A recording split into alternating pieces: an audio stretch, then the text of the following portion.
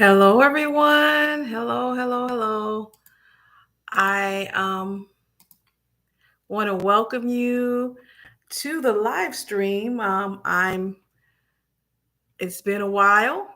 It's been quite a while, actually. And I have to say, I'm very, very happy to be back on live streams. We haven't done them in a while. So I just want to say welcome. If things look a little different, it's because I am not at home. I'm at my children's home in Southern California. So I'm going to be here for a minute. I think I shared with some of you that my oldest daughter was injured. So I had to jet off to South Africa where she got injured. And we just I think they call her repatriated her back to America.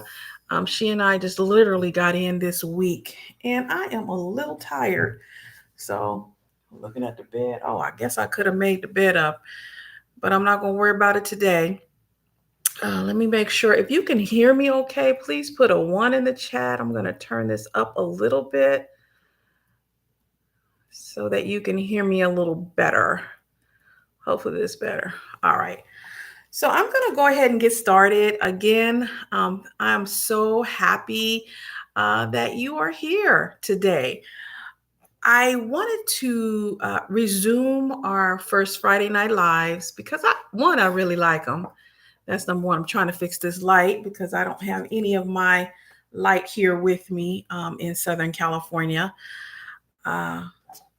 So anyway, I just wanted to resume the live streams. I wanted to get back on track with that because I really enjoy the interaction that I receive and we get when we're able to interact with one another as community. The other thing is I'm able to see and actually get ideas from you all about what you'd like to see on the channel. And that's very important to me because we built this community together. And speaking of building community together, we turned 3 years old. I think it was April the 20th. Okay. I was out of the country at that time. And I got the notification from YouTube congratulating us and wishing us a happy birthday that we turned 3 years old. So I'm excited about that. Um, Let me fix this light again. All my circular lights and things because I'm out of town.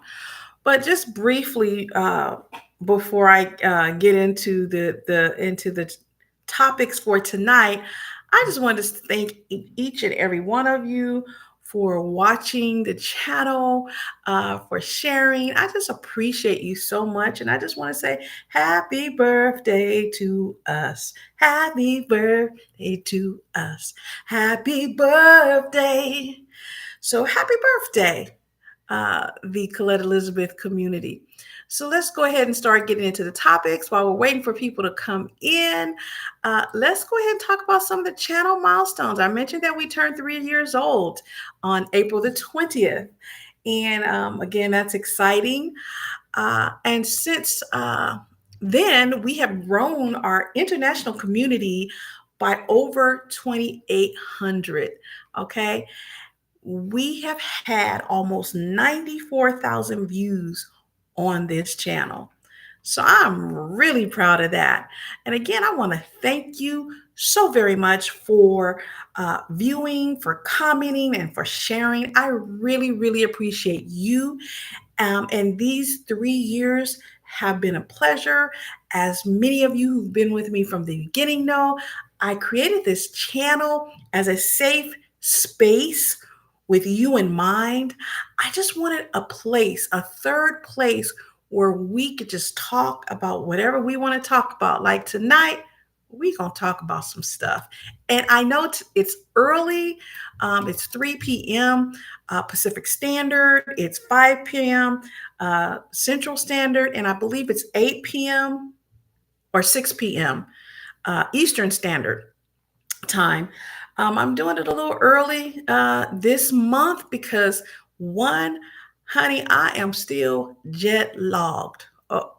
Not jet logged, jet lagged. Okay. As some of you may know from a prior video, I have been in South Africa, Johannesburg, South Africa, for 1 month. I had to fly over at the end of March because my oldest child was there for business. And while she was there, she was playing tennis and she injured herself and had to have an emergency surgery. She could not fly for 4 weeks, minimum of 4 weeks after the surgery. So, mommy had to fly over and see about her child. Yes, she is almost 30, but that is still my child. So, I've been over there a month caring for my child, and she and I literally just got back, like I said earlier this week. And I think I am still on my body is still on South Africa time. So, I'm going to go ahead and do the live because I did not want to miss another live. I've already missed a couple of them. I think I missed March and April. So I want to go ahead and get it up, just get our stuff back on track. So I'm going to do what we always do. I'm going to start with the polls because we had missed a couple of months. I'm going to go over the poll results for February, for March, and for April. And for those of you who are new to the channel, and maybe some of those of you who are to the channel, excuse me, and maybe for some of those of you who are already consistent viewers of the channel may not know, I generally will do a poll. And it's a question poll, usually related to a recent video that I have done. And so those polls, you can find them on the post tab. So if you go to the home page, you can click on post and you'll see all the polls. So what I like to do is to provide you all with the poll results from the polls that you participated in. I'm going to go through this as quickly as I can because we have a lot to cover today. So the first poll for February, which was posted on February the 6th, that poll had to do with practicing self-compassion. And the poll question was, how do you currently practice self-compassion? The four options was taking breaks and resting, speaking kindly to myself, setting boundaries with others. I'm still learning how to do it. And so what I'll say is 72% of those who responded said that they take breaks and rest. I'm so proud of us. 11% of us said that they speak kindly to themselves. Another 11% said that they set boundaries with others. And 6% said that they are still learning how to do it. And that's okay. That's what this channel and many other channels are about, that I am in community with. And I usually shout these channels out. And I'll have some of the ladies on the channel, and they will be showing us how to show ourselves more compassion. And I have a few videos where I've talked about it as well. The second poll that we did for February, which was February 14th, the question was, how do you celebrate the successes of those around you? I thought this poll was important, and it is related to a video about how we can how we ourselves can kind of revitalize ourselves when we celebrate our friends, our sisters, different people. Sometimes, and I'm not speaking of my community because I know our community doesn't do that, but sometimes we're so focused on what's going on with us and we're so overwhelmed and so busy with all the things that we're doing in life that we forget to slow down and celebrate the achievements of our friends. The video that's related to this poll was prompted by one of my girlfriends who received a huge promotion. And I was actually there to witness her being sworn into her position. And I was so very proud of her. she is a girlfriend of mine, but she is also or was a mentor, excuse me, a mentee. I was her mentor. And so I was so proud to see this achievement. It just did something for me. I was so excited for her. I was so happy to see all that she has accomplished.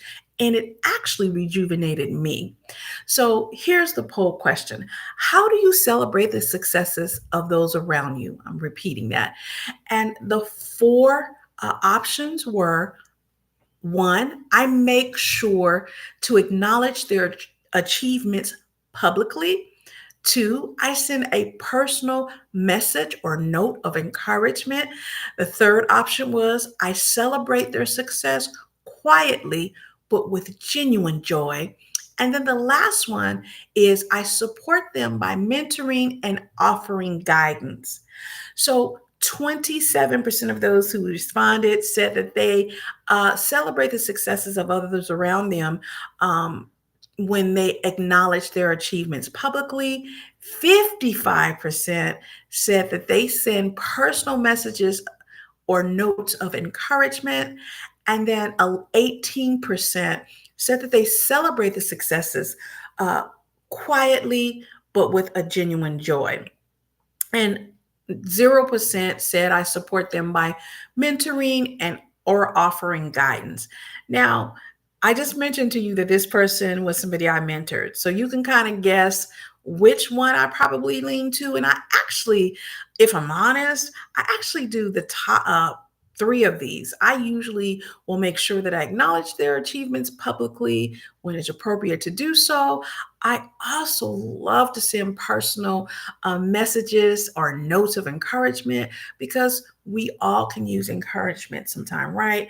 And then the other thing that I do, which I feel for me is one of the most I think one of the most valuable things I can do is to offer my continued support in them achieving their goals by offering to mentor them and provide guidance if it's an area where I am uh, considered an expert. Okay, so for example, I'm considered an expert in leadership, mentoring, training, onboarding, things like that. So in those areas, when it comes to development of professional development, career development, leadership development, hey, I love this stuff. I live this stuff. I breathe this stuff.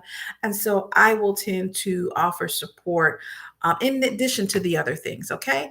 So the next poll that we did in February 16th, is we asked, what's the biggest challenge that you, excuse me, what is the biggest challenge for you when it comes to overcoming negativity? This particular poll was related to a video I did about, sometimes we just get stuck in some stuff. And so I kind of wanted to know and discuss, how do you get out of it? So the choices were dwelling on negative comments. The other one is uh, letting past experiences control me. The other one was struggling to focus on the positive. And the fourth option was moving on from hurtful situations. So I'll repeat the poll question. The poll question was, what's the biggest challenge for you when it comes to overcoming negativity?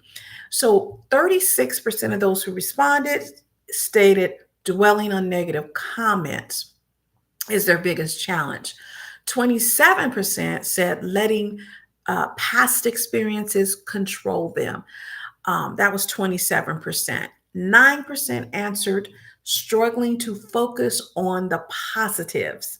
And 27% stated moving on from hurtful situations. So when we do these polls, there's no wrong or right answer. You just answer according to your experience. And the other thing I want to say, it's okay to put things in the comments. If you see a poll that does not offer your option, or you want to add an option, always feel free to put something in the comments. Okay. So the other poll that we did in February, and it was on February the 19th, it was about prioritizing our peace during the Black women's rest era. And the question was, how do you prioritize your peace during the Black woman's rest era. So you notice I didn't ask if you're prioritizing your peace because the expectation is that you are doing that. I asked how are you doing it. So the options were detoxing toxic relationships, setting boundaries with family and friends, practicing self care and reflection, focusing on personal growth and healing. So, the results of this poll were as follows: detoxing toxic relationships, setting boundaries with family and friends, and practicing self care and reflection tied for 10%. Okay. All three of these options tied for 10%. Focusing on personal growth and healing, 70% of those who responded said that's how they prioritize peace during the Black woman's rest era. Okay. Uh, the poll that we did on the 22nd of February um, asked, what's the one thing that's been holding you, not cut. I'm going to repeat this. What's the one thing you've been holding on to that you're ready to let go of? Um, there were four options here. Past mistakes or regrets was one, toxic relationships, limiting beliefs about myself, and fear of failure. 14% of us responded past mistakes or regrets that we are holding on to, that we're ready to let go of. Okay. 36% said that they're ready to let go of toxic relationships. 50% responded that they're ready to let go of limiting beliefs about themselves. And 0% said fear of failure. So that's a good thing. We're not afraid to do what we need to do, okay, to move on. So those were the polls for February. We do have some polls, and my arm is hurting a little bit, I think, from lifting luggage and all of that. So um, let me put it up here a little bit. So we will talk about some of the polls for March. Let me see if there's any comments out here before I move on. Looks like there aren't any comments, and that's okay. All righty.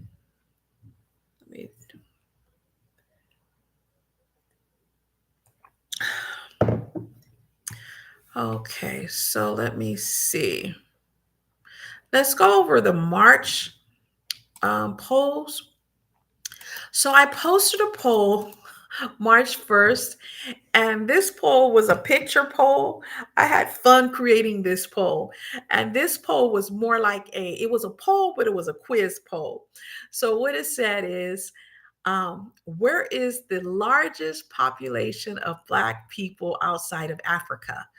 Um, and then I tell people that if they wanted to know the correct answer, they could find out by watching the video that I did called five must watch uh, five must watch things for Black women this Black History Month and beyond. So there were four options. One option was United States. The other option was the United Kingdom. Another option was Brazil, and another option was Canada. So if you want to, you can put in the chat what you think uh, the right answer is. Where do you think that?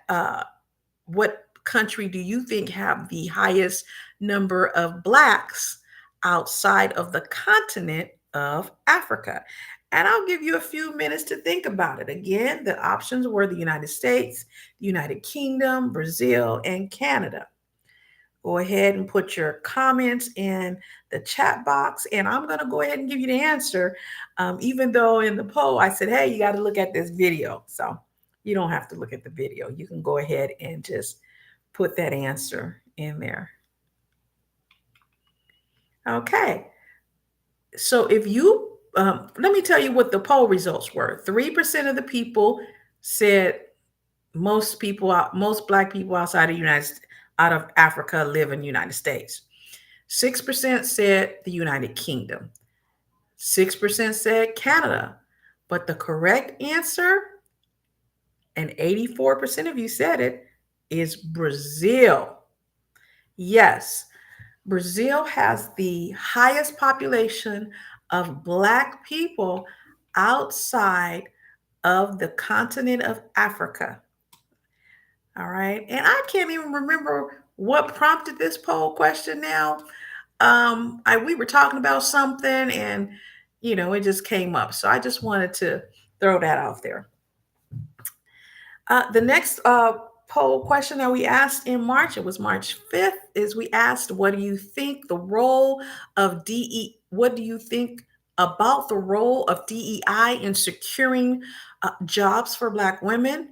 And I talk about how I discussed this topic in my video, Breaking Myths, DEI's impact on African American women's careers.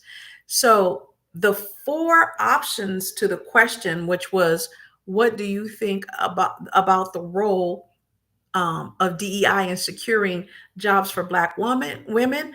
Number one was DEI helped create more opportunities for Black women. Number two, DEI was just a formality and did not impact career success. Number three was Black women have always thrived with or without DEI. Number four, DEI's impact on Black women is misunderstood and misrepresented. Now, this particular poll, I believe it was sparked by some of the companies and some of the news reports that talked about the current administration rolling back DEI efforts. And so I thought that this would be a good opportunity to kind of just, see where we stand and where we think we stand and some of this stuff, as it relates to DEI and Black women's career ascensions. There is no right or wrong answer as far as what you believe. I have my personal beliefs, and those are just my personal beliefs, though we do have statistical data that seem to support and suggest that white women benefited heavily. They benefited most from DEI programs, initiatives, and such. So there's that. I feel a certain way about getting rid of some of the DEI programs, as well as the EEOC initiatives. DEI, of course, is diversity, equity, and inclusion, and EEOC is Equal Employment Opportunity Commission, and then we have affirmative action programs. And I've talked extensively about how I feel about those programs. I'll go ahead and let you just look at the video that I referenced in the poll, which was called Breaking the Myths of DEI's Impact on African American Women's Careers. And I think I did a pretty good job on that video. When you leave the video, you know how I feel about stuff, okay?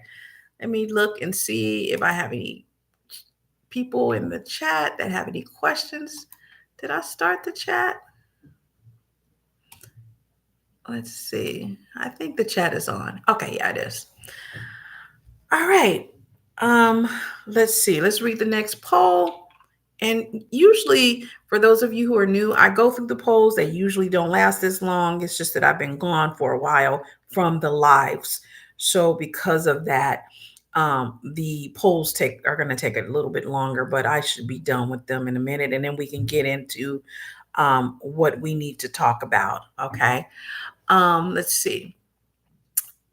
So the poll for March, I think it's the 6th poll. Yeah, March 6th poll. And we're in the year of 2025 for those of you who are watching this from the future.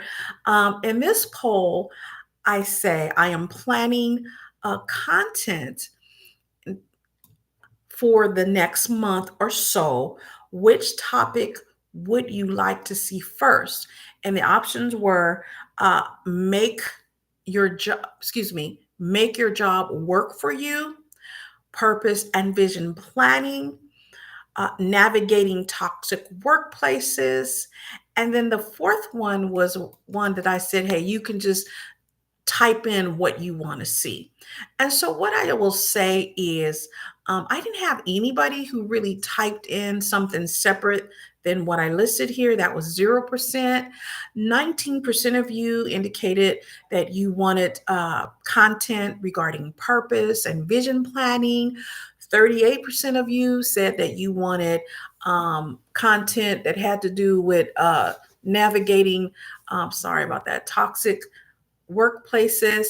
And then 44% of you said, hey, I want information and content around how to make your job work for you. So, I listen to my community, I listen to what they say, and I just want to remind you that because you asked for guidance around that, and you wanted information on how to make your job work for you, I did start the Career Guides for Black Women series. And I am having so much fun uh, actually creating that series.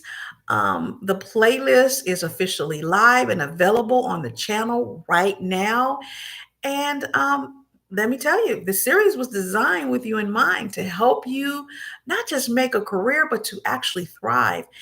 And I know I talk a lot about toxic jobs, but the reason why I wanted to um, offer my expertise, my experience in helping Black women to level up in their careers, as some of the people say, or even just to kind of determine their career path, is because I realize there's a lot of us who cannot leave toxic jobs. They have to stay at the toxic job and make it work for them until they're able to leave that toxic uh, workplace.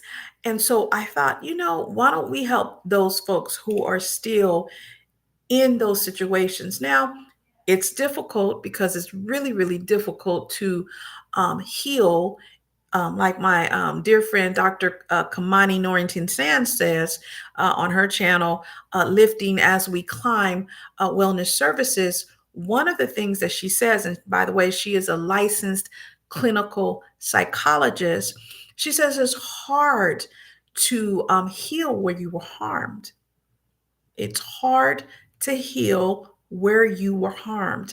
And I tend to agree with her. I agree that it's hard you know, to heal where somebody is hurting you constantly. And toxic jobs have the word toxic in there for a reason. Toxic is poisoning, toxic is harmful. It hurts us. However, some of us, just for whatever reason, whether it's our coins, our responsibilities, or what have you, we can't leave the job. Some of us have to continue to work in these toxic places, or feel we have to work in these toxic places. And so I wanted to just kind of help out, help you navigate that, help you continue to do the best you can in a very negative working environment, and plan your exit strategy, right? Start coming up with your exit strategy on how to leave. But while you're doing that, learning skills or whatever you need to learn, so that when you go to other jobs, you have some transferable skills that you can take with you, whether it is to another job, whether it is to another career, whether it is into entrepreneurship. You have other, you have these relatable skills, or transferable skills. So with this playlist, what I do is I offer my 40 years of work experience, including 20 years in management, supervision, hiring, onboarding, and coaching and mentoring of both staff and leaders. I pour all of that knowledge and wisdom into this series, because I know what it means to be a Black woman navigating these spaces. I know. And I want you to have the tools to do it on your own terms. Now, sometimes you can't do it on your own terms. You got to, you know, fight your battles, pick your battles, but while you're in there in these jobs, I just wanted to give you, some tools that'll help you to grow your career, develop your career, do the things that you want to do so that you can make the decisions that you need to make your life, your career better. Now, so far, I released the introduction to leveraging your skills for career growth video. And I call these guide cards. They're video or virtual guide cards. I released career growth versus career development. It's a difference. Look at the video. Unlock your path to success. That's the name of the video. I released how to personalize your career plan for real growth. I released how to level up your career starting today. And what these particular guides are designed to do is to provide you with, you know, um, enough knowledge and enough challenge to think about where you are now in your career, in your professional life, and think about where you would like to go and to map out, okay, uh, map out the steps that you need to take to get where you would like to go. Now, some people don't necessarily want to promote. When I speak of career, I'm not only speaking of promotion. Some people, I mentored people that did not want to promote, they just wanted to do another job in the organization. So, some people don't want to promote. Some people just want to, and I shouldn't say just, but some people want to become more proficient in the career that they're in, meaning that they want to learn other skills that are related to their current career. That's okay because everyone's career trajectory is different and there is no judgment in that. Saying all this to say, I encourage you to go in there to look at those career guides if you haven't already. If you have, maybe look at them again. When you look at them, make sure that you have something to write with a pen and paper because I give out a lot of good information. Now, some of you may be listening to these as you drive. That's fine. Listen to them as you drive, and then when you get home or later, listen to them again. I find that I have to listen to things a couple of times. I think there's a statistics that says you have to hear something like 7 times before you remember 50% of it or something like that. Put it in the comments if I'm saying it wrong. I know some of you out there will know. But look at those career guides. I set it up so that the playlist will serve as a reservoir of information. So you can look and see, what topic you want information on, and then go and get that particular video. I try to keep them short. They're no more than 15 minutes, maybe a little minute or so over.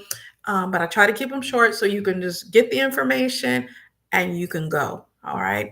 And again, there's 4 out now. I anticipate to have much more. I'm working on some more. Okay. So go ahead and look at those. If you have already started watching some of the videos in the series, which installments were your favorite? Drop it in the comments. Just let me know, or in the chat if you're here live. Let me know which one of the videos was your favorite thus far and what you'd like to see in the future. Also, I want to say that some of these polls that I'm going to tell you about, they tie into the videos, like I said. And so many of the polls that I provided in April are related to the career guides for Black women series. Okay. And what I'm going to be doing is I'll be looking at those polls to kind of see and gauge what video I should concentrate on next. So that's why it's really important to participate in the polls. All righty. So let's see. I'm going to check the chat and then I'll come back to give you some more of the polls. I will link the playlist for the career guides in the description box. Let's see. All right. The other thing I want to say, talk about is I did a video on severance pay. Now, that was a very, very good video. Um, I'm not just saying it because I did it, but it's a good video. It has a lot of information in there. I do want to give the disclaimer, I'm not an attorney. However, I've worked in leadership and supervision and dealt with things in this area and worked with HR policies. So I give a lot of good information in the video about severance agreements. Having said that, one of our polls for March 14th had to do with severance agreements. And the question was, what would be your biggest concern before signing a severance agreement? And the four options were understanding all of the legal terms and provisions, the impact on my future job opportunities, whether I'm signing away important rights, uh, the pressure to make a quick decision. So I don't give legal advice in the video, but I give a lot of good practical advice. Okay. Um, the responses from the poll, people were concerned about uh, understanding all of the legal terms and provisions. 13% of those who responded said that that was their biggest concern about signing a severance agreement. 38% said that the pressure to make a quick decision was something that gave them pause about signing a severance agreement. And I'm going to tell you something, it should give you pause. And 50% said that they were concerned whether they were signing away important rights. So I'm not going to go into depth about the video, but what I will say is when you sign a severance agreement, you are in most cases giving something, rights away, for receiving something, whether that's money, whether that's a severance check, whether it's whatever. There's an exchange taking place. And the reason I did the video is because having worked in an HR and dealt with severance agreements, sometimes people, they're so scared, they'll just sign anything. And I don't want people to necessarily do that. If they can, consult a legal professional in your state that specializes in labor law. Okay. Why am I saying that? Because there are a lot of things, legal things that you may not understand. Okay. For example, you have you may have a situation uh, where an employer may be pressuring you to sign a severance packet, right? When you sign a severance packet, usually there is, I'm sorry, I'm looking down at my phone. Usually there's a timeline. Okay, there's a timeline, and they'll say, okay, I'll give you 7 days. Okay. And you might say, oh, wait a minute, 7 days, and for you, you may not know, okay, that 7 days may be appropriate amount of time for the employer to give you, and 7 days may not. Okay. And only a lawyer, no, I shouldn't say only a lawyer, sometimes, a savvy person can look it up. But what I will tell you is there is a difference. If you're over 40, employer can't just give you 7 days is not legal. Okay. Unless you say, I'm going to do it in 7 days. If you're 40 years old, 21 days, you have a minimum of 21 days to review your severance package. Some people don't know that. So that's why getting an attorney or somebody who is well-versed, an attorney, to look your severance package over is a good thing. And I say in the video, the only legal advice I'm going to give you is to seek legal advice, right? But don't just sign away your rights because you're scared. So 38% of the people who responded to this poll said the pressure to make a quick decision. If you're 40 years old, 40 or over, and they're giving you a severance package and says you have 3 days to review it, an attorney would tell you, especially in California, you have at least 21 days to review this. Okay, so that's just an example. It's a good video. Check it out. Give me your response, your comments. Again, I'm not an attorney. I just have worked in leadership, supervision for a long time.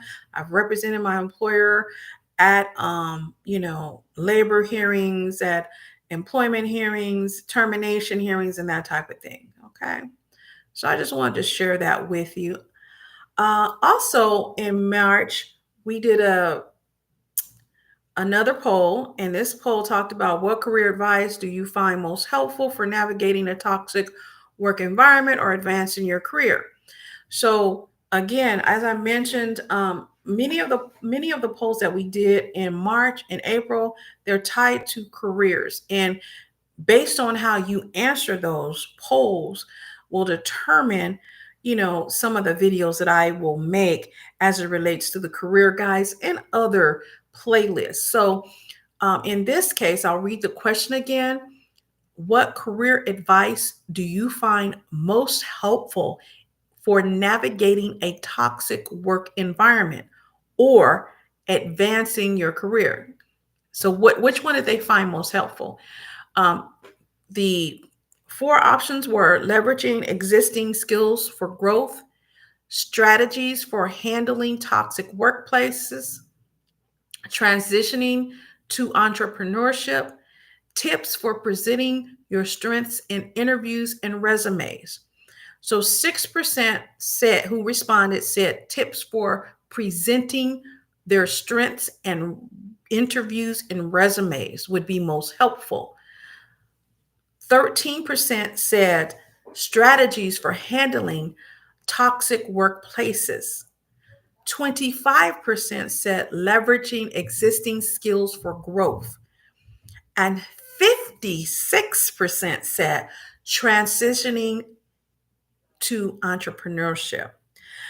I am particularly I have a feeling about the leveraging existing skills for growth and transitioning to entrepreneurship, because those are areas where I can do those with my eyes closed, as well as the tips for presenting strengths and interviews and resumes. But I really enjoy helping people to identify transferable skills. I love that, and when I was working coaching and mentoring staff and management, that was my favorite part of the job. Why? Because a lot of times people don't realize that some of the things that they've done on jobs with job titles that may not sound the same, but some of the actions they took, some of the tasks that they performed, they don't understand sometimes the value and how those particular skills are transferable into something else. For example, let's say that you worked at a fast food restaurant, okay? And at that fast food restaurant, maybe you were a team lead. And as a team lead, you were responsible for helping to onboard new employees, maybe show them the ropes. You were responsible for taking like elevated customer service concerns and addressing those adequately. You were pretty much you were the middle. You right before you elevated things to the supervisor, you kind of handled them before it went to the supervisor. You de-escalated things, right?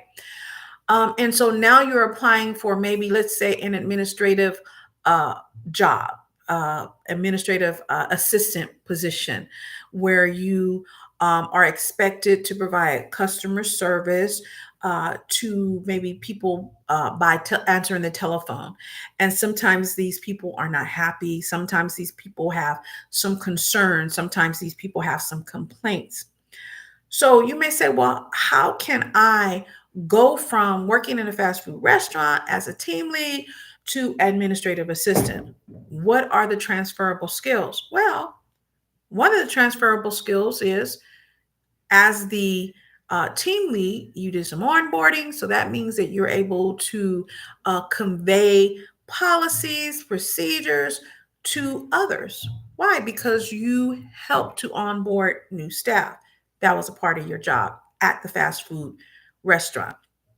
The other things you did is you had to utilize and learn de escalation skills, which means that you are able to manage conflict. Conflict management is a very important competency when you're having to serve as the front facing or the front desk or the administrative assistant.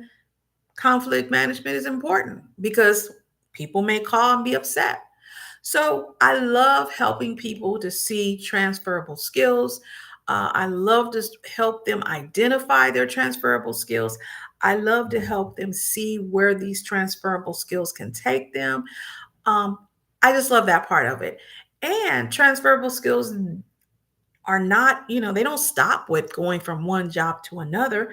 You need transferable skills for if you want to open your own business, if you want to go into entrepreneurship, because many of the competencies that you need to be successful in your career, regardless of where you are, many of it, the things are basic. One, we need to know how to get along with people, right? We need to have personal skills, right? We need to be able to speak to people and understand and listen. So we need to have communication skills, right? We need to be able to collaborate with people. So we need to have collaborative skills. Those are all important skills that you need in entrepreneurship. We need to be able to identify customer needs and focus on the customer. If you are going into entrepreneurship, your customer is why you are in business, right? If you want your business to last, that's an idea that you would have. So those things are important. So saying all that to say, this particular question helped me to uh, determine some of the other videos that I will be doing. And a lot of them will be surrounding, I shouldn't say a lot, but quite a few of them will be surrounding how to identify your transferable skills and how to make them work for you. Okay. And okay, let's see, make sure I'm not missing any comments here. And I don't know, are my comments working? Oh, I don't see that they're working. Let me just say and put this in there. Okay, they're working. All right. Just want to make sure. So we're going to get into, hey, how are you doing, Reset with Celeste? Thank you for joining me today. We're just going over the last poll for April, and then we're going to get into our meet. So you got here just in time.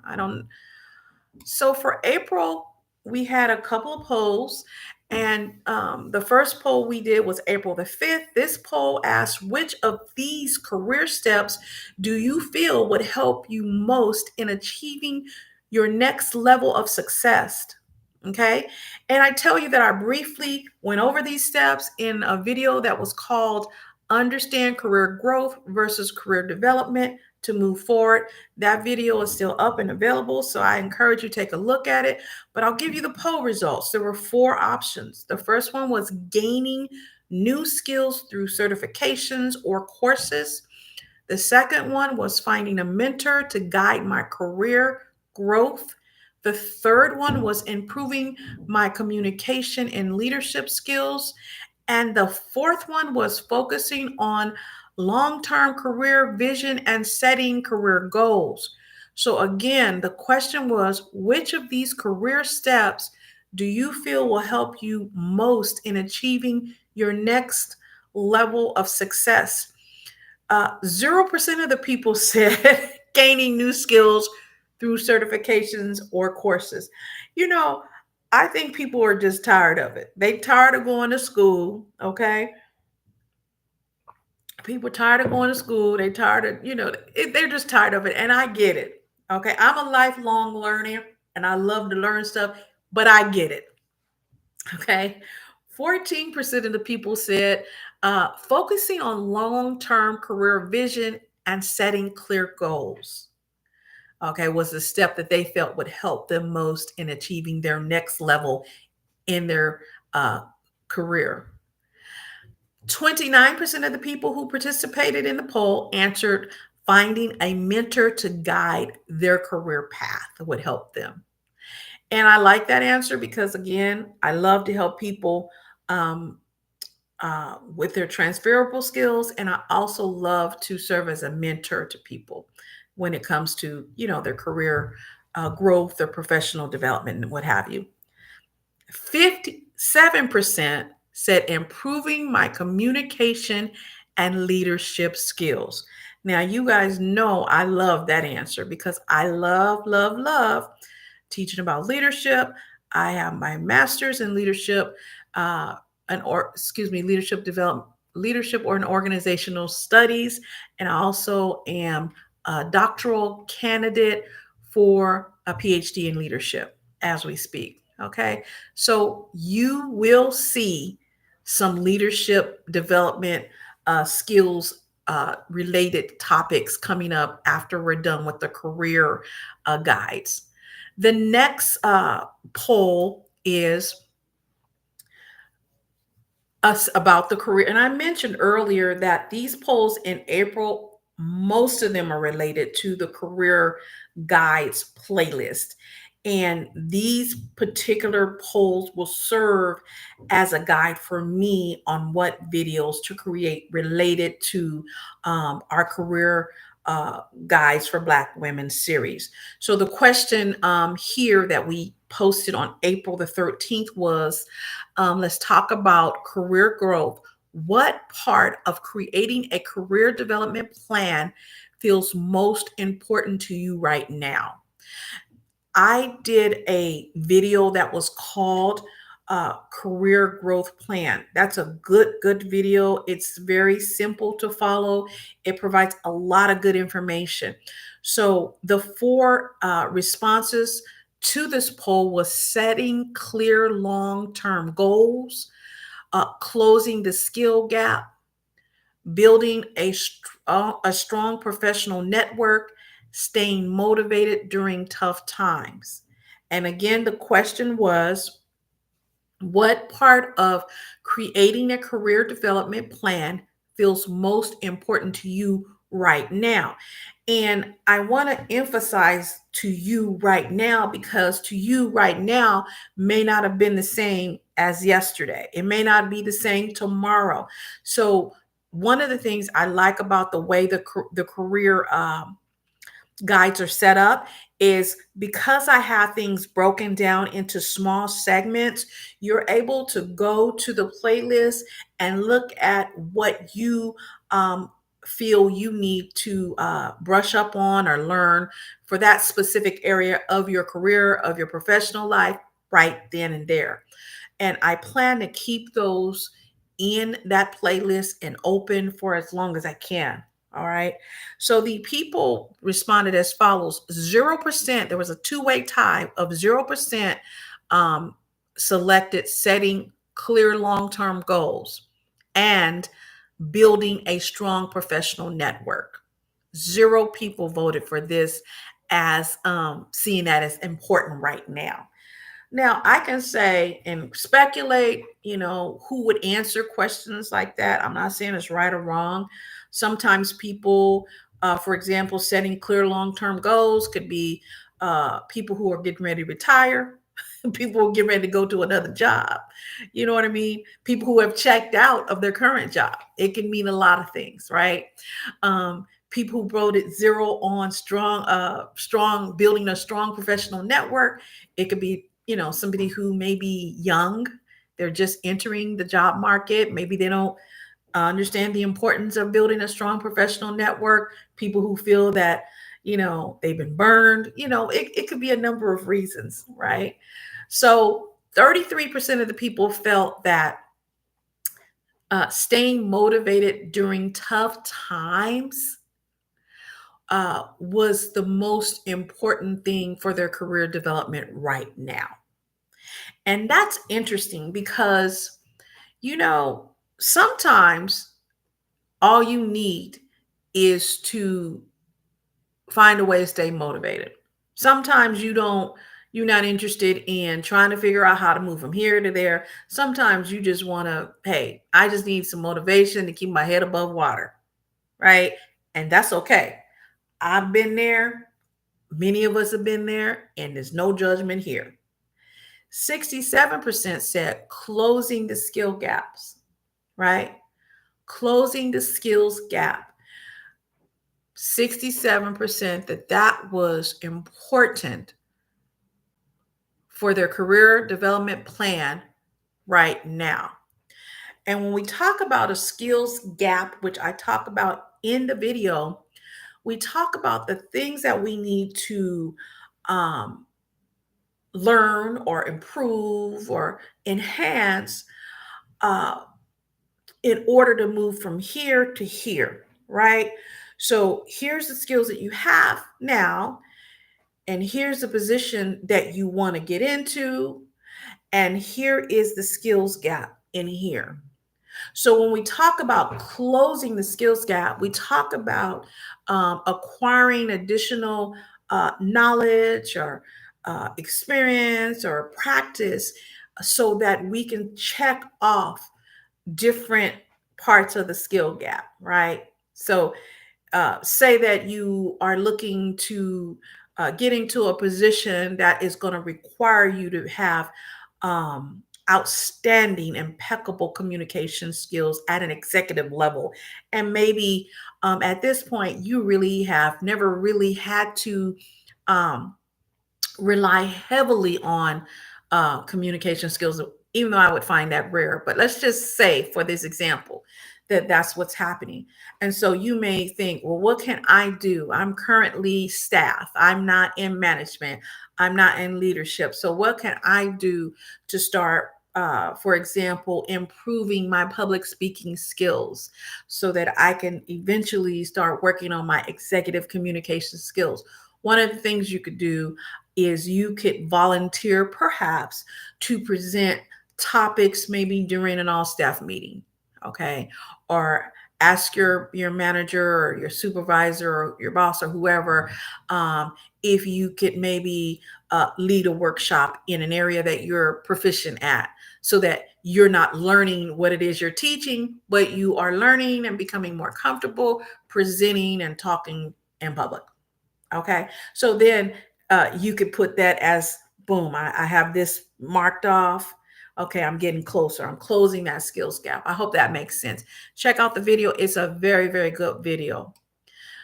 All right. And we only have a couple more of these polls that I'm going to go through. The next poll has to do with the career development plan as well. The question was, which area do you think will help your career grow the most right now? The choices were learning a new skill. The other one was taking on a leadership role. One was building your network, and one was seeking a mentor. Third, two of them tied, taking on a leadership role and seeking a mentor, tied for 13%. Taking on a leadership role and seeking a mentor, tied for 13%.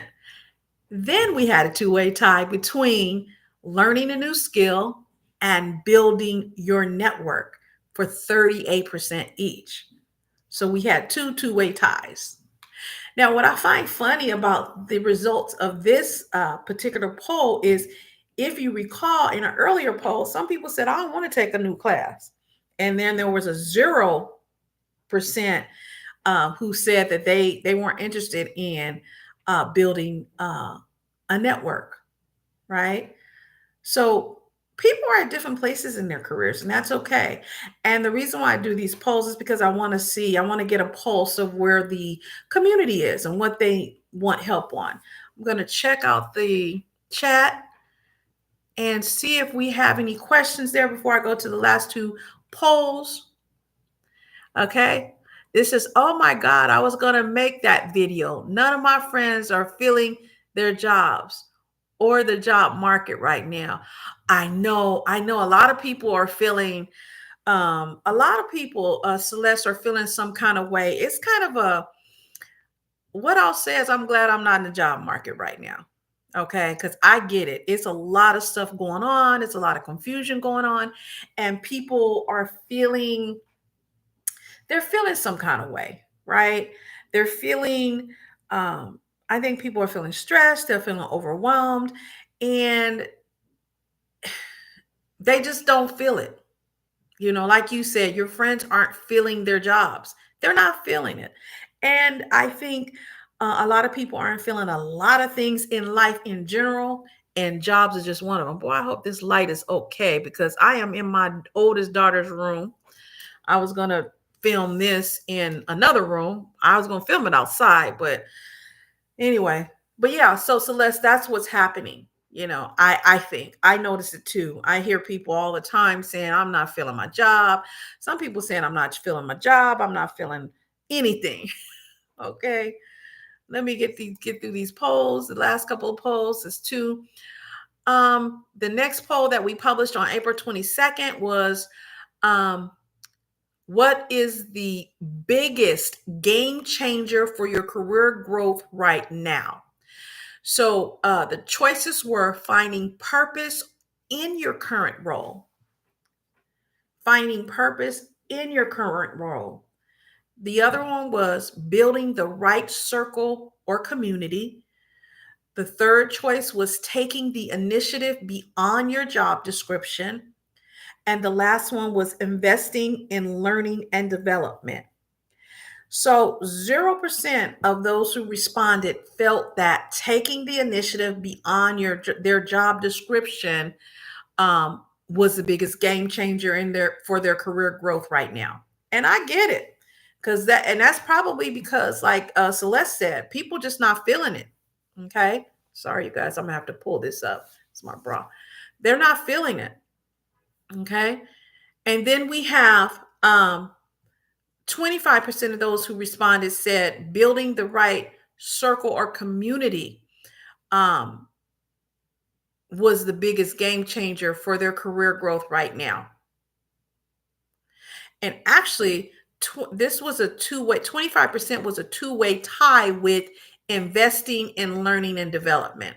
So we had building the right circle slash community, and that's network, right? And investing in learning and development is a two-way tie at 25% each. Okay. Then 50% of those who responded felt that finding purpose in their current role was the biggest game changer for their career right now. All right. The next poll, again, is related to career. So when we do the career guides, the career guides, when we do those, I always follow up with at least two polls. They kind of serve as a quiz, but they also kind of serve as a tool to encourage folks to just think deeply about their careers and see what they want to do right now. And even if they don't want to do it right now, what do they think they need to be doing right now? Like one of the answers was, I just need to hang on. And that's okay. That's okay. So which area are you most focused on improving in your career journey? And the four responses were gaining clarity on your long-term goals, strengthening professional relationships, standing out through consistent performance, exploring new opportunities outside of your comfort zone. There was a two-way tie of 0% between strengthening professional relationships and standing out through consistent performance.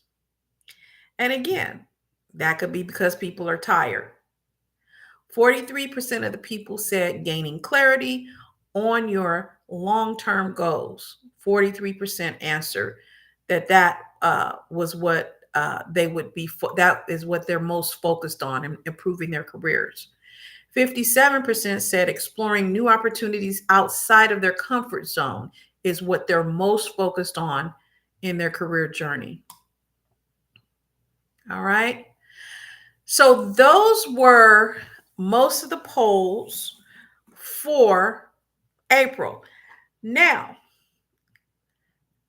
let's talk about what you guys been waiting for, some of you. In my last video titled From South Africa with Love, you guys know I was in South Africa. I just got back about 3 days ago, so I'm a little jet lagged still. I'm in Southern California. I'm not even home. I'm in Southern California with my child. So as soon as I'm done with this live, I am going to sleep because my body is still on South African time. But in the last video, From South Africa with Love. Oh, let me check the comments before I get to this. And this is our last two polls. Check, make sure I don't have any comments. Okay, that's good. All right. And you guys put comments in there, whatever you want to put, that's fine. So these were the polls. In my last video from South Africa with Love, I asked you guys a couple of questions, a couple of poll questions, and the guesses were rolling in. Now it's time to reveal the answers and to drop a little knowledge. So the first poll we had that was related to my trip to South Africa was, there's one street in the world that's been home to not one, but two Nobel Peace Prize winners. What do you think is the only street in the world to hold that honor? I'll read it again. There's one street in the world that's been home to not one, but two Nobel Peace Prize winners. What do you think that street is? What street do you think hold that honor? I'll give y'all a few minutes to think about it. Some of y'all I know gonna go on Google, and that's all right. That's all right. You can go on Google. Now, if you look at the post that I posted in the community post today, I'm standing in front of that street. I'm standing actually on that street. So go ahead and put it in the post.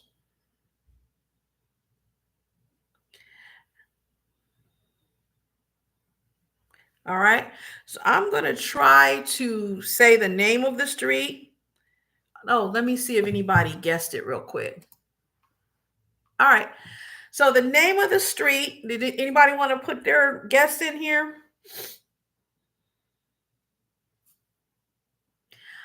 I think you pronounce it Vila Casey.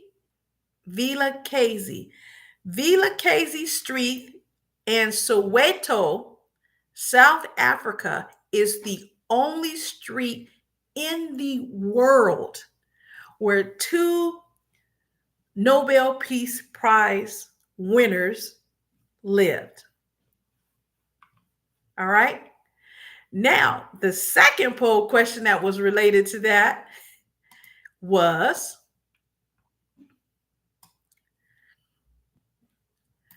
who are the two Nobel Peace Prize winners who lived on the same street in South Africa?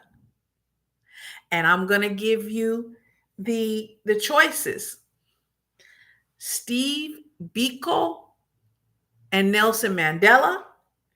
If you think it was him, put those. If you think it was those two, put an A.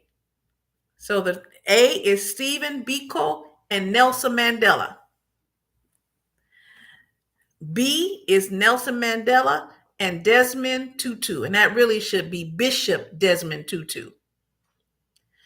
C is Albertina Sisulu and Bishop Desmond Tutu. And D is Oliver Tambo and Nadine Gordimer. And I'm pronouncing these names wrong. Y'all might hear all that racket in the background. I'm at my kid's house, and I'm in the oldest girl's room, and the youngest one just walked in, and you may hear the neighbors stomping. So put it in the comments. I'll read it again. If you think it was Steve Biko and Nelson Mandela, that's A. B is Nelson Mandela and Bishop Desmond Tutu. C is Albertina Sisulu and Bishop Desmond Tutu. And D, as in David, is Oliver Tambo and Nadine Gordimer. Gordimer. Put D if that's what you think. I'm going to check what y'all put in here. Okay. I don't see. Okay. So let me just tell you the right answer. The right answer is Nelson Mandela or Madiba and Bishop Desmond Tutu. 75% of you guys said that was the right answer, and 75% of you were right. And I forgot to tell you that of the right street, nobody got the street right. 50% of you said Nelson Mandela Avenue was the name of the street. 50% of you said that it was said the name of the street was called Freedom Way. And I gave you the name of the street. Villa Kazi Street, Vilakazi Street. And this is in Soweto, South Africa. I am on this. If you go to the community post, I am standing in front of the street. So some of you who may be young, I'm going to give you a quick lesson on who Nelson Mandela was. Nelson Mandela or Madiba spent 27 years in prison fighting apartheid and went on to become the first Black president of South Africa. He received the Nobel Peace Prize in 1993 for his role in ending racial oppression in South Africa. And then the other one is Archbishop Desmond Tutu. He was awarded in 1984. He was a spiritual and moral leader who used his platform to push for nonviolence, truth, and healing. He later led the Truth and Reconciliation Commission to help the country face its past and move forward. So, America, we probably could use him, right? So in my upcoming video, we'll go deeper into the lives of these two icons, the legacy of the only street in the world that has two Nobel laureates, and what it felt like to be there in person. So I have a video coming up where I talk about that, okay? I want to take a few minutes. Let me check my comments real quick, and then we're going to go into our segments. All right. Look like we're doing good. Any comments you have, just put them in and I'm sorry, you guys, I keep pulling on my shoulder. I think I must have twisted something, maybe with the luggage or something. So I'm sorry about that. Whew. And I'm still jet lagged. So, okay. So I don't ever want to forget certain things that are important. And I know it's a little late, but I really want to take a few minutes to talk about something that means a lot. I want to talk about Freedom Day in South Africa. It's celebrated every year on the 27th of April. So I wanted to say to my beautiful South African brothers and sisters who treated me so well, my daughter so well, belated, happy Freedom Day. I see you, I honor your history, and I celebrate your continued journey toward freedom and equality. For those who may not know, the Freedom Day marks the anniversary of the South Africa's first democratic elections. They were held in 1994, okay? That was the first time that all South Africans, regardless of their race, were allowed to vote. 1994. It was the official end of the apartheid, a harsh and deeply unjust system of racial segregation, and the start of something new, a South Africa built on dignity, justice, and hope. And I want to say something to you. I had an opportunity to visit some of the different areas that are dedicated to representing to the world and to the citizens of South Africa its commitment to dignity and justice and hope. One of the places was Constitution Hall. If you go to the community post, you will see a picture of the flame. It's called the I forgot what it's called. Something democracy. I'll think of it. But it's in my community post, okay? And I apologize, South Africans. I don't mean to be disrespectful. I'm a little sleepy because I just left your beautiful country. So what I wanted you to think about is 1994. It wasn't that long ago. In fact, my oldest daughter was born just 3 years after that. And that really puts it into perspective. This isn't ancient history, it's living memory. And it still shapes the country and its people today. So the election led to the rise of Nelson Mandela, or Madiba, as president. As he's lovingly known, he became the first Black president of South Africa. He stood for peace, reconciliation, and the power of forgiveness, even after years of imprisonment and injustice. I actually got a chance to meet one of his daughters when she came to my college to speak. Actually, she came into my classroom. I went to Fresno State University for undergrad, and this was back in the 80s. And so she came, and I got to meet her. And I actually got to see Nelson Mandela right after he got out of prison. After he was released, he came to America. We got to see him at the stadium. I'll do a video about it if you want me to. Just drop it in the comments. Do a video about how my experience with meeting Nelson Mandela's daughter and my experience with seeing him in person. It was electrifying. But anyway, and speaking of Madiba, the Freedom Day, we actually on Freedom Day of South Africa, we were there. It was the day we were supposed to leave. So we left Sunday, which was April the 27th. We left late in the evening, but on the same day before we left, we visited the Lesedi cultural village, where we got to see all types of replicas of traditional Gosha, or I might be pronouncing it wrong, Osha. Is XHOS. It might be Hosha homesteads. And that's Mandela's tribe. And we learned about their customs, we learned stories and their way of life. And I'll do another video on that. I have pictures. It was so powerful. It was such a powerful experience. And I'll be sharing, like I said, some more about it in another video. I do want to again remind you that I did post photos of the eternal flame of democracy. That's the name of it, the flame of democracy. And the flame of democracy has been burning constantly since they signed the South African Constitution. I think it's been burning. I can't remember the years. You guys, I'm not doing good today with my years. It might be 2011 or something like that. I have to look it up, but it's been burning consistently.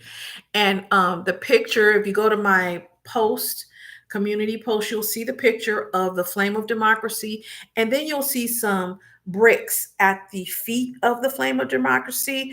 And those bricks there's an inscription on the bricks. And that inscription is the preamble to the South African Constitution. I actually I have the Constitution somewhere here. Where did I put it? I was just looking at it anyway. But anyway, so I just wanted to commemorate. I wanted to say, you know, I wanted to congratulate the South African people on their Day of Freedom. It would, like I said, it was actually my last day in South Africa. And I want to say, even though my daughter's injury is what brought me to South Africa, what I experienced turned out to be so, so much more. I mean, the warmth of the people, the richness of the culture, the power of the history all around me. It touched me deeply, and leaving wasn't easy. South Africa will always hold a special place in my heart. And, you know, I absolutely have to shout out someone who made our journey unforgettable, our tour guide, Maditi. He is the owner and operator of a tours company in Johannesburg. He's an incredible guide. He full of insight. He was kind. He was proud of his country. If you're thinking about visiting South Africa, I can't recommend him enough. I'll put his contact information in the description box. But Maditi, I want to say thank you so, so very much. I really, really appreciate it. You made our trip you made things easy. Okay. You made things easy.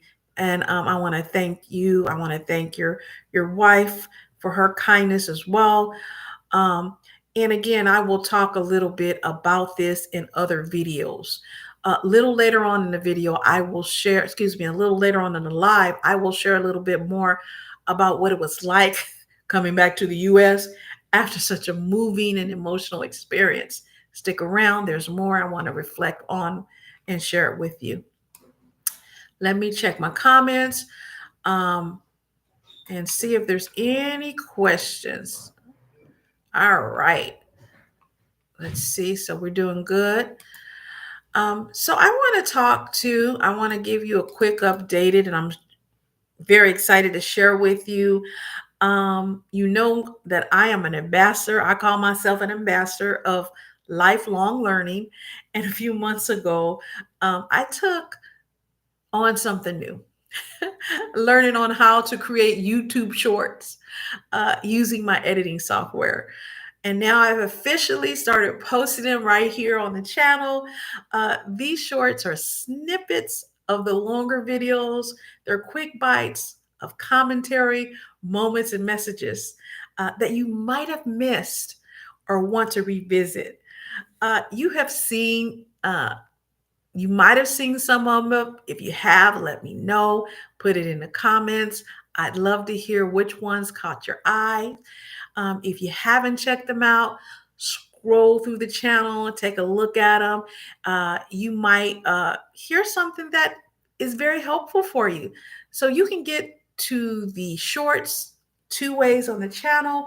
The first way is you can go to the home page, and in the home page, you can go to the tab. It says shorts.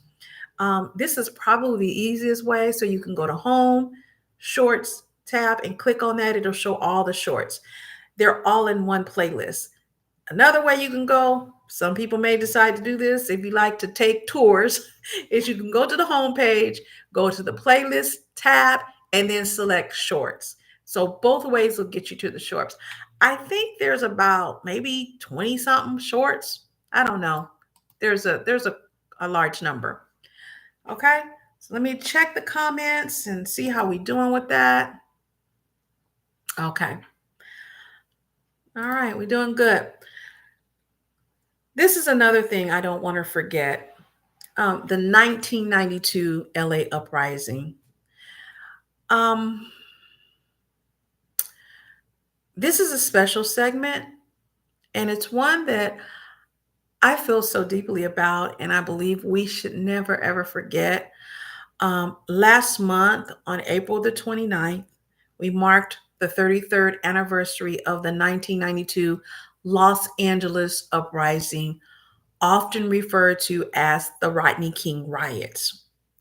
This was a deeply painful and explosive chapter in American history that revealed so much about what is broken, the broken relationship between this country and its Black citizens. And I know this is kind of deep, you guys, but I just have to say it. I wasn't sure if I wanted to share it, but I'm gonna share it. But what happened in Los Angeles, it wasn't just about the one single incident. It was about years and years of pain and injustice and being ignored. And we know that that's still happening now. Now, I was actually living in Southern California in Los Angeles County when the 1992 uprising occurred. I didn't read about it. I didn't read about it. I didn't hear about it from a distance. I lived it, okay? And let me take you back. So, the 1992 uprising, it all started with a beating, okay? On March the 3rd, 1991, Rodney King, he has since passed away, a Black man was brutally beaten by the Los Angeles Police Department in Lakeview Terrace after a high-speed chase. Now, my then boyfriend lived in Lakeview Terrace, okay? And I was over his house. We were just, relaxing for the evening. Um, and he had gone to the store for something that night. I don't know what it was, but it took him a long time to come back. The store was right down the street from where he lived, right down the street from his house. And I was there with his children, and we were wondering, I mean, what is taking so long? It took him a long time. And when he returned, he looked different. He looked like he had seen a ghost. I don't know what other words. I don't know what else. I don't know how else to describe it. He looked so shaken. He looked like, I mean, it was awful. He was really, really quiet. But I could tell something was off, you know. And I'll never forget what he said when I said, when I said his name, what's wrong? What happened? And all he kept saying is they beat the blip out of that. And he said N word. And he said it over and over again. And I said, who? And he said, the police. They beat him. I don't even know if he's alive. That's what my boyfriend was telling me. And I mean, it was horrible. Just this was a man, right? And I could tell um that whatever he saw, it shook him. And he described what he saw. And he basically saw everything. Because like I said, he lived in Lakeview Terrace, which is where this happened. Then a few days later, the video hit the news. This man had, back then there was camcorders. We didn't have phones, right? Cell phones that took pictures like that. So this man, he had this video recorder, and he had recorded everything. And it was exactly like my boyfriend had described, exactly to a T. He talked about how they kicked him, how they stomped him, how they cuffed him. I mean, how, it was just, he would, my boyfriend was traumatized. Okay.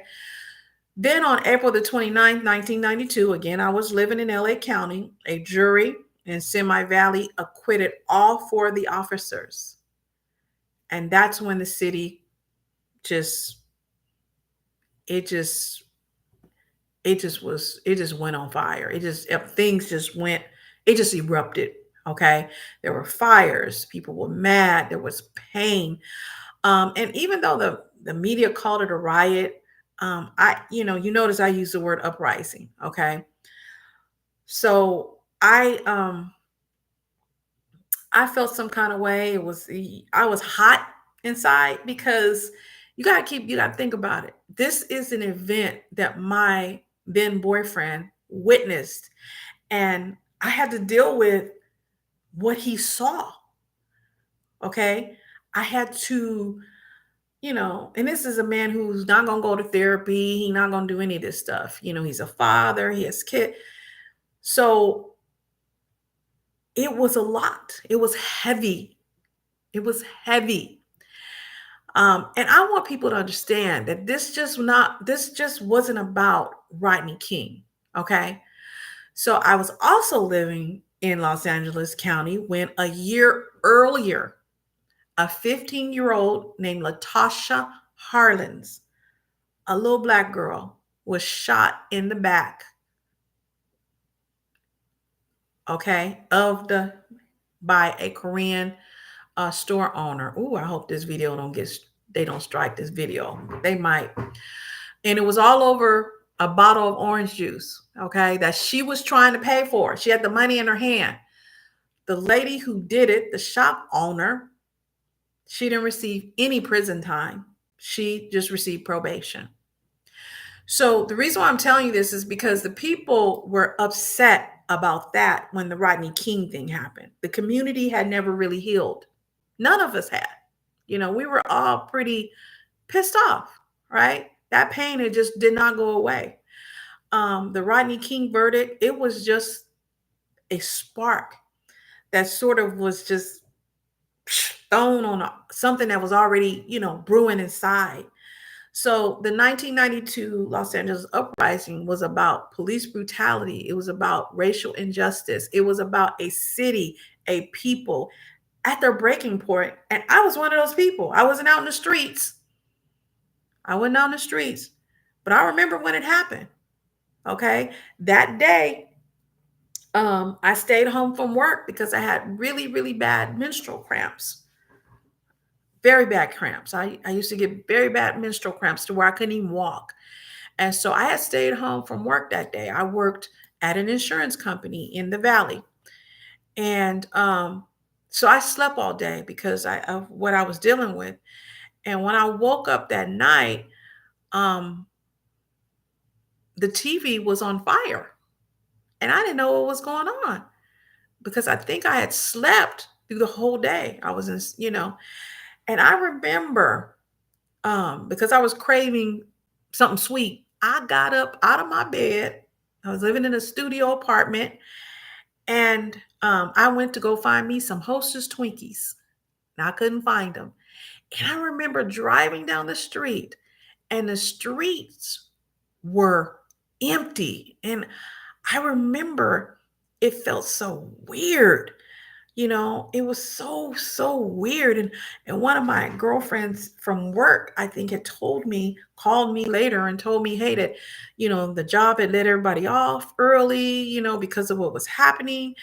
And it just was crazy. And even now, 33 years later, when I think about it, it still seems real to me. I still see my boyfriend's eyes. I still see how he was like sweating. I still see how he couldn't even get the words out to tell me what he had seen. You know what I mean? I mean, it took him a long time to tell me, you know.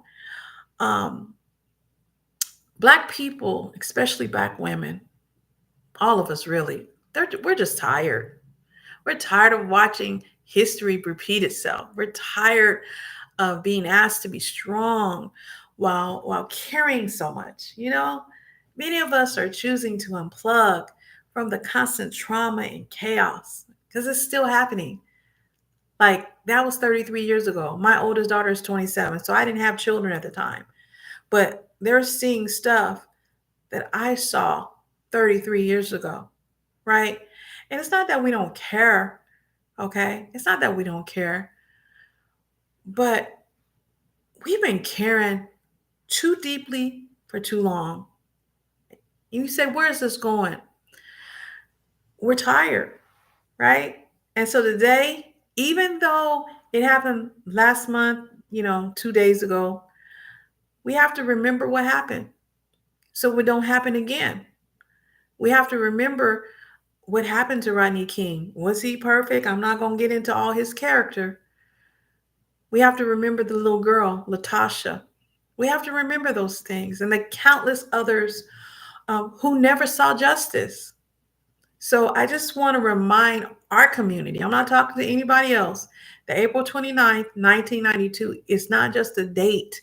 It's a mirror, it's a wound, and it's a warning about what can happen to a society when we don't deal with our stuff? We cannot deal with our stuff and continue doing the stuff that's happening, or we can deal with our stuff and try to move forward so that we can have celebrations like Freedom Day in South Africa.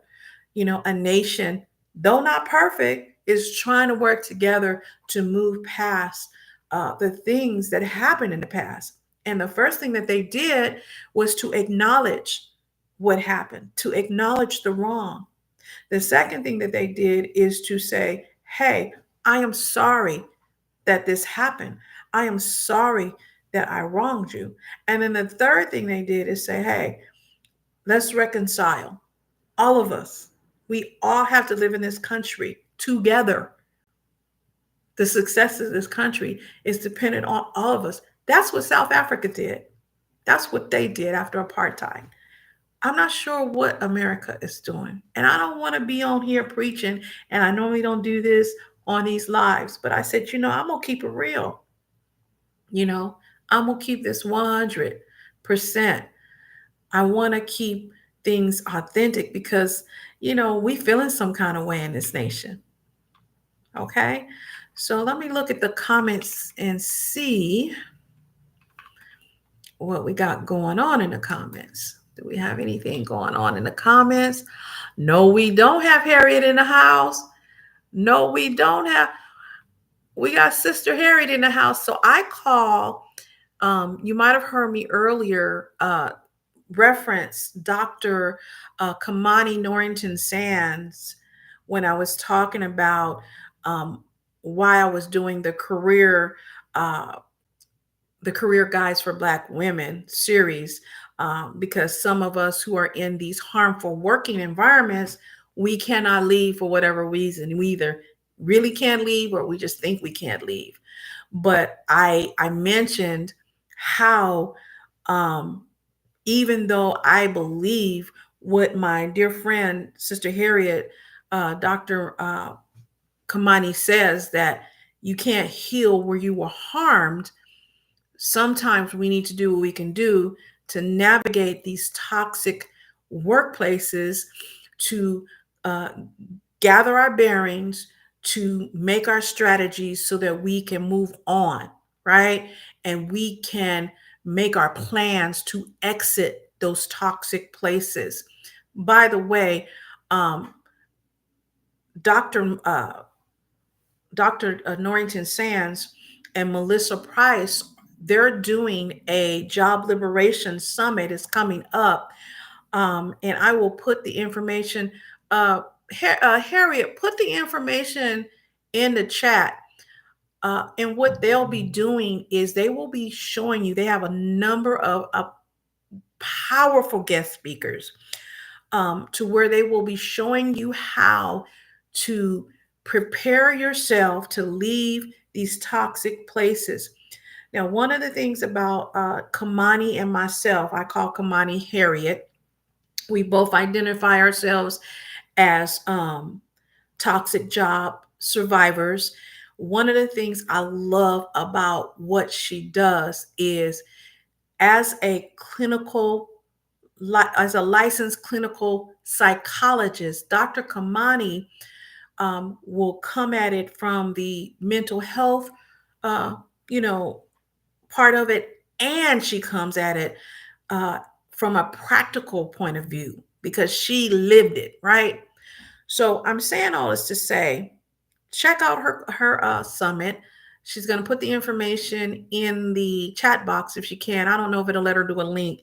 If it doesn't, I will put it in my description box. But check it out. She did the link right there.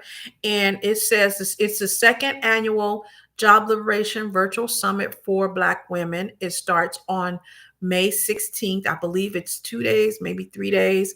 And then she also has some bonuses. I know she's speaking, her and Marissa Price. Marissa Heals is Marissa's YouTube channel. They are the co-founders of this summit, and they give some powerful information. Dr. Kamani's channel is Lifting as We Climb, wellness services. She can put her link in the description box. Please follow her. Please follow her, because as you will see in some of these posts that I read to you earlier, the polls, many of you said you want steps on navigating toxic jobs. Dr. Kamani's library of content is full of how to navigate and leave toxic jobs if you want to. Um, she do it. She do a vid. I'm surprised she on this video on my live. She do a video every. She do at least 3-4 videos a day. Okay, I don't know how many videos she have on her channel. She have all kind of stuff. So put the link to your channel on there. Oh, the summit is from May 16th to the 22nd. She has Stephanie Perry, who is going to be speaking. She has Rashida Dow, who's going to be speaking. She has Anne-Marie Archer, the anti-HR lady speaking.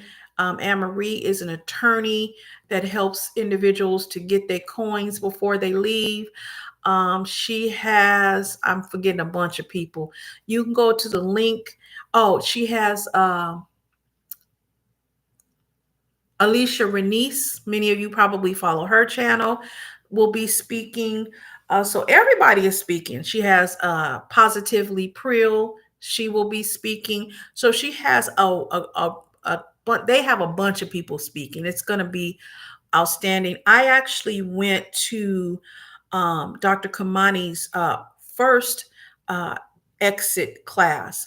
And I went there even after I had already left my job, and it was good information, and it was 2 days. So I know this is going to be good. All right. So anyway, let me get into our next topic. We've been on here a minute. So I want to talk about something, and I'm going to call this segment, y'all gonna put some respect on Black women's names today. Okay. I just want to take a quick moment to share something that's been on my heart, and to let you know about a very personal video that I have coming out soon. As many of you know, I just returned from spending a month in Johannesburg, South Africa. And what I experienced there, especially as a Black woman, was something I'm still processing. Okay. For the first time in a long time, I just felt peace. I felt seen. I felt safe. But when it came time to return to the US, my body started reacting. I felt anxious. I felt a deep sadness, even physical symptoms, It was like my spirit and my body knew that I was leaving something sacred behind. So in this upcoming video, I open up about my experience, and I talk about an article from Forbes magazine called "The Nastiness That Black Women Experience in America is Suffocating." It helped me to put into words what I and so many of us Black women feel every day, and Black men, okay? And Black men. Black men aren't able to show it as much as Black women can. And we are even not able to show it as much as we should, but we can show it more than them. So if you've ever felt tired, unseen, or like a piece of something that you have to fight for, this video that I have coming out is for you. The video is going to drop soon, and I'd love for you to watch it and to share your thoughts when it does. And I just want to say thank you for holding space for me. I appreciate the support. I will link the video. I will link the article in the video, and I will link it in my description below of this live. Okay. I just have to share that. The other thing I wanted to do is I wanted to announce a new segment that I have coming out, and it's going to be called In These YouTube Comment Streets. And I have it named that because, I got to come clean about something real quick. Some of you guys have been, y'all been doing a little something in my comments. You guys have been saying what you got to say. And some of it's funny, some of it is just you're pissed, some of it is you just saying what you got to say. So I thought that it would be great for me to go through the comments, read them to you, and then to uh, actually respond to the comments. Now, if this is something that you think you'll like, just put, yeah, we like the comments. You can just say, yeah, do the comments. But I already filmed one video doing it. I have to edit it and then I'll get it out to you. But I thought that this would be something that would be helpful. One, because a lot of the comments are funny. They're sad, but they're funny in the way, you know how we do. We deliver stuff, we're pissed, and we deliver it in a way where you say, I'm mad about it, but we make it funny because sometimes you have to laugh to keep from crying. And in the comments, I see that. I see some of the people arguing. I see folks who not from our community trying to get in here and kind of, police our voices and all that kind of stuff. And, some of them I block, some of them I leave and let you guys take care of them. But I'm going to read the comments. I love them. Some of them are just hilarious. Some of them are insightful. Sometimes they're a little shady. And, I like those too. But look out for that segment. Okay. And then also, I'll probably do a poll to see if you want me to do the segment weekly, bi weekly, or monthly. No problem. I can do it either way because all I got to do is go to the comments and just bring them out and let you guys hear what you guys are saying to one another. All right. Now I'm gonna do let's see. So I'm gonna do a plug now. Okay. So I just want to ask you guys, when was the last time you paused and celebrated your beauty, the beauty of your journey? Okay. If you are in your Black girl rest era or Black woman rest era, this is a perfect moment for you to slow down and reflect and embrace the abundance already in your life. And so I want to tell you about my journal. It's called Just Thankful. It's a gratitude journal for Black women, a sacred space with 172 lined color pages. I would show you a picture of the book, but I don't have it. I'm not at home.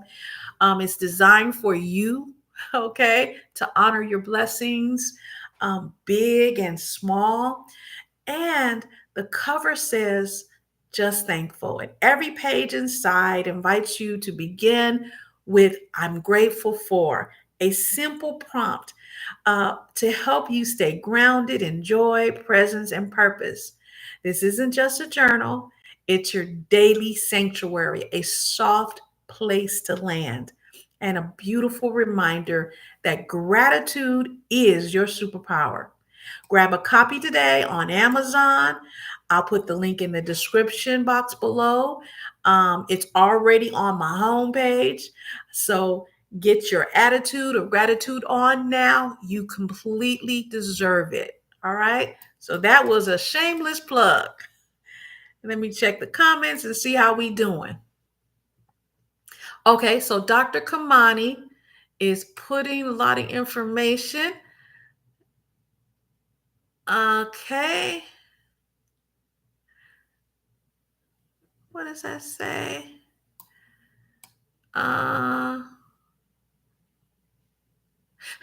Okay.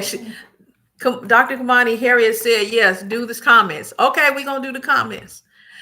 All righty. So let's go to the next segment. Now, I have talked about this before, and these people, they're getting on my nerves. I'm going to say it again. I'm going to talk about the Michelle Obama and Taraji P. Henson interview. I just want to take a few moments to just talk about something we keep holding close, something I know many of us are still learning to embrace, and that is we still are in our Black woman rest era. Okay. Not trending, not temporary, not cute for content. This is sacred, right? This is real healing, realignment, and real self discovery. And I was recently reminded of how important this era is while watching an episode of IMO podcast with Michelle Obama and her brother Craig Robinson and our girl Taraji P. Henson. It's called Taraji Opens Up About Burnout, Boundaries, and Healing as a Black Woman. And well, let me tell you, it was so honest, so necessary.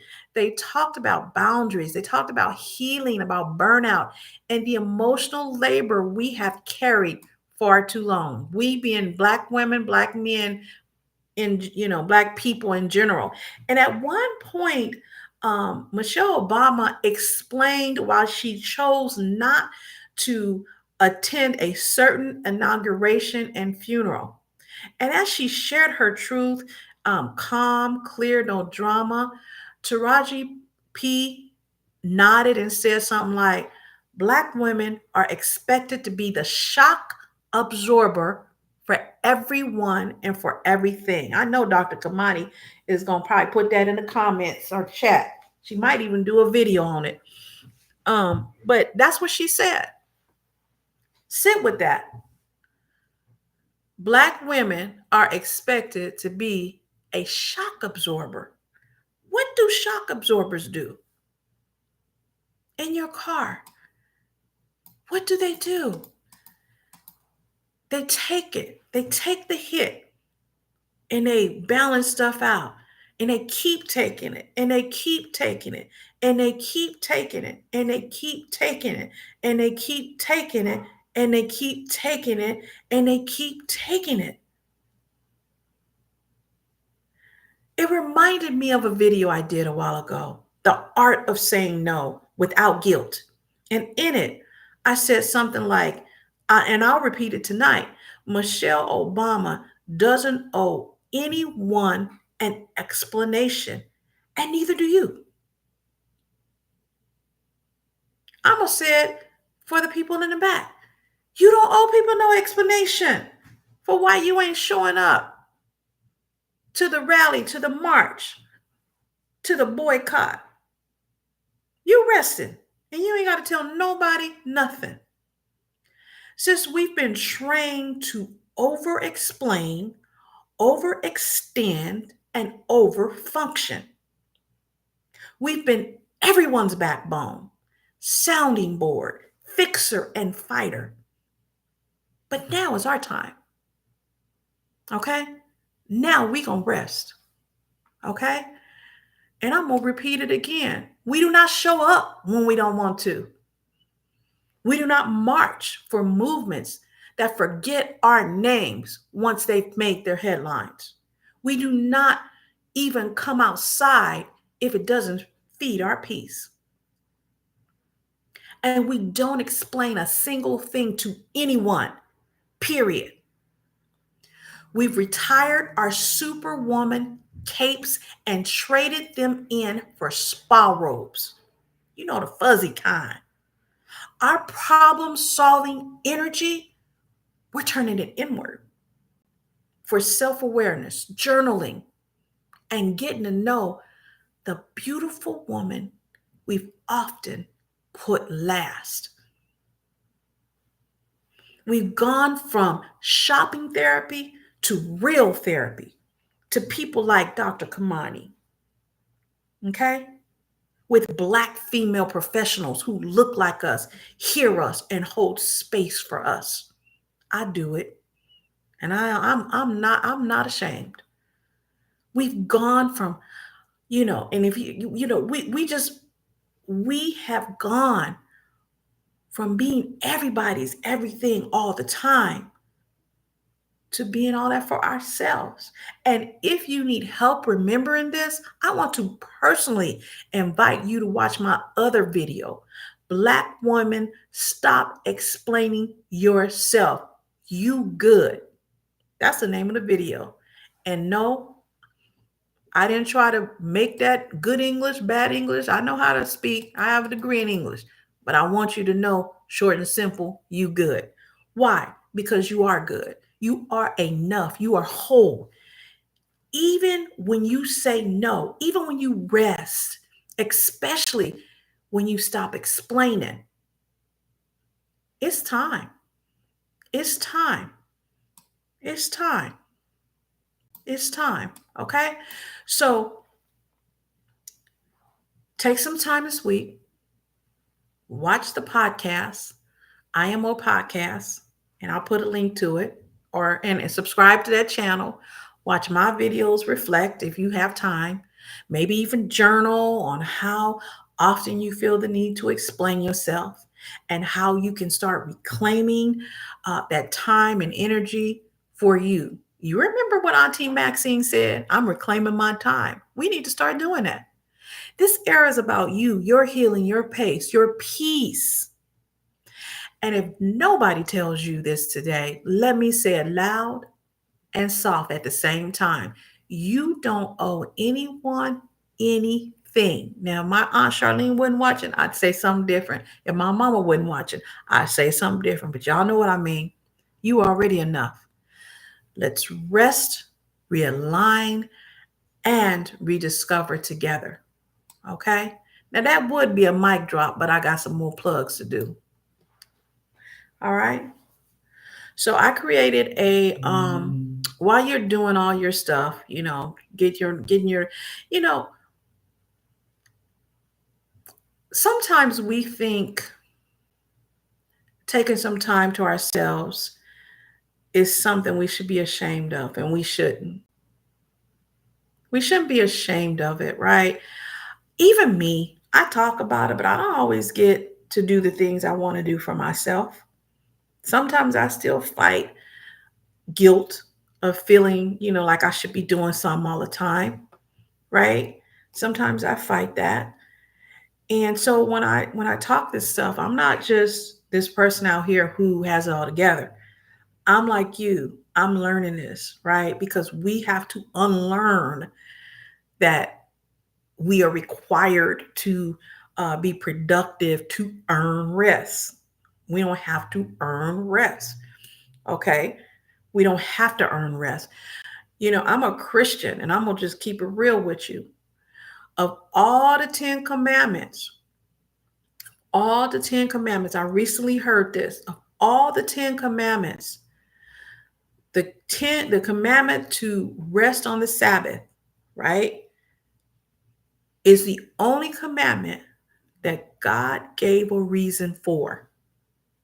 All of them. He gave the commandment, but he didn't say why. But that one, he says, rest on the Sabbath because God rested on the seventh day. So if God of the entire universe rested, then we should rest. And we haven't been doing that. Okay. So I just wanted to remind you too. I'm gonna get to my next plug. I wanted to remind you about my personal vision and mission statement workbook for Black women. It's a guided journal to help you reflect, refine, and reclaim your life vision. It is a beautiful book. I don't have it here with me. Again, I'm in Southern California. Dr. Kamani, I'll try to call you so we can get together.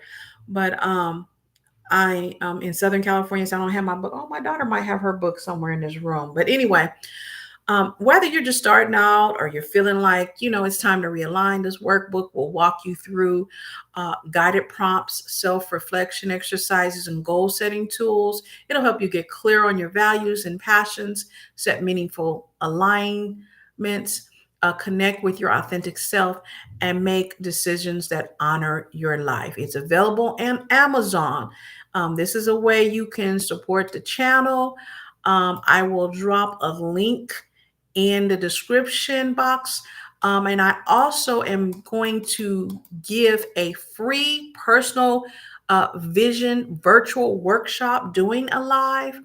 I'm thinking about offering it during one of the lives here on YouTube. So let me know if this is something you're interested in by typing the word workshop in comments, just so you know. I have been doing my personal vision workshop since 2013 in person. I kind of stopped doing it, one, because of the pandemic, and two, when I was in school working on my degree. So I will do that. I'll do a workshop, and I'll do that here on the channel if you guys are interested. So again, just put workshop in the comments. So let's talk about our last segment. Okay. And this last segment is a very special moment of excuse me, is a very special moment of recognition and reflection. Today, I want to take a few moments to honor an extraordinary group of American heroes, the Six Triple Eight Central Postal Directory Battalion, affectionately known as the Six Triple Eight. This remarkable unit holds a singular place in history as the only all Black, all female battalion to serve overseas during World War II.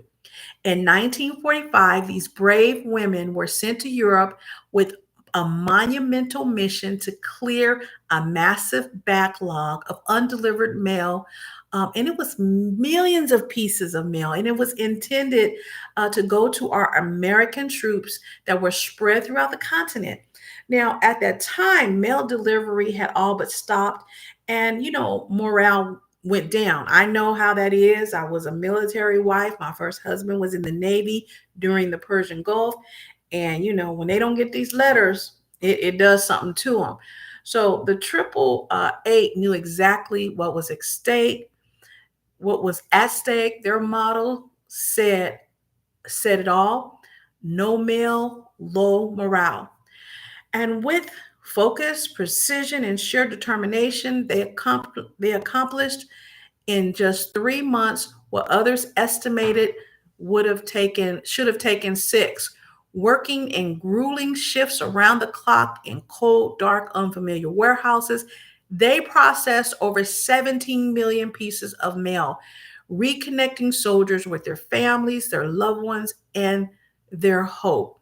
And now, 80 years later, also on August the 25th, also on August 29th, 2025, the legacy has finally received the recognition it so richly deserves. In a long overdue and historic ceremony held on Capitol Hill, the women of the 6 Triple Eight Battalion were awarded the Congressional Gold Medal, one of the highest civilian honors in the United States. Over 300 descendants and family members gathered to witness this moment. And the two surviving members of the battalion, Miss Fannie McClendon and Miss Anna Mae Robertson, were able to watch the presentation virtually. To Miss McClendon, Miss Robinson, and the families of those who have gone on to glory, I want to say thank you from the bottom of my heart. Congratulations and thank you. Your service mattered, your sacrifice mattered, and your legacy will never be forgotten. As someone who has been a part of a military family, as I said earlier, my first husband served in the Navy. I can personally attest that the entire military family serves. It's not just those in uniform, but everyone holding it down back home, sending mail, saying prayers, and keeping hope alive. And if you'd like to learn more about the story of this 6 Triple Eight, I encourage you to check out the movie, The 6 Triple Eight, a powerful dramatization of their journey and sacrifices, are now available on Netflix and Primetime. I've also linked a clip of or I will link a clip of the medal ceremony in the depiction box below. It's from World News Tonight. Okay. And I'll put the date stamp on there. So be sure to take a moment to watch it when the live is over. I'll try to do it right afterwards. If not, I'll do it tomorrow. Let's continue to tell their story. Let's continue to say their names. And let's make sure this history never fades into the background. The 6 Triple Eight, we honor you, we thank you, and we remember you. So I just wanted to make sure that I recognize that because, we started with the 92 uprising, which happened on April 29th, and I wanted to end with something positive and uplifting and, another part of our history. Okay. So, all right, before I go, let me check the comments real quick. Okay, I have, let's see. Yes, we do. Yes, we deserve it. Being a shock absorber is a reminder of how many do not value our humanity. Oh, that is so true. That is so true. That is so true. Well, I'm waiting on your video because I knew you would like that. So, all right, before I go, I want to take a moment to celebrate something really special.